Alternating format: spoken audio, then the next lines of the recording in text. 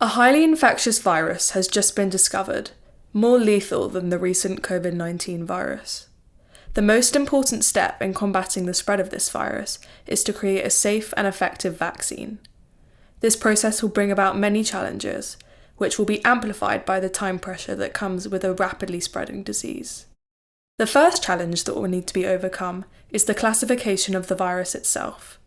To simplify this process, an online library displaying the genetic code of different viruses could be created. Scientists from across the globe would then be able to determine whether or not the unknown virus is part of a particular viral family by comparing DNA sequences. This comparison process could be sped up with the use of AI. One of the major problems with vaccine development and production is that it can take years to complete, time that we simply don't have as the virus continues to spread. To combat this problem, mRNA vaccine technology could be utilised. This is slightly different to traditional vaccine development. Instead of injecting a weakened or inactive version of the virus to initiate production of antibodies, the genetic sequence of the virus is used to create mRNA instructions, which prompt the body to form copies of a harmless protein identical to one found on the virus. The body doesn't recognise these proteins, resulting in the formation of antibodies.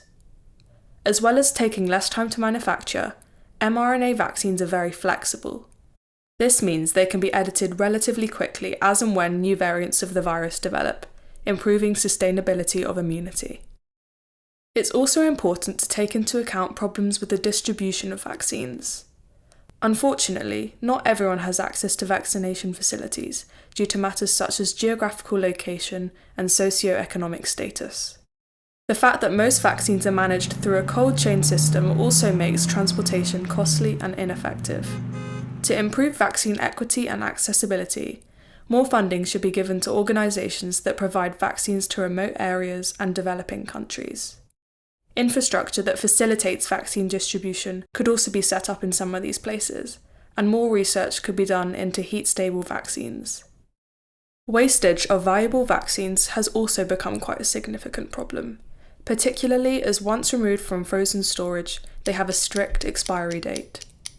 To reduce waste, an alert system could be created, which notifies people living in surrounding areas where spare vaccines are located. This would increase the number of vaccinated individuals whilst preserving their natural environment from contamination with debris. Vaccine hesitancy is of course an ongoing challenge and a battle that can only be won through effective communications.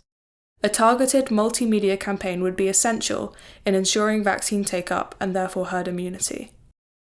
These are just a few of the problems that would need to be overcome, some more complex than others. What is most crucial is collaboration. For the world to successfully beat epidemics and pandemics, we must work together to connect global surveillance networks, share groundbreaking findings, and enable worldwide accessibility to vaccines.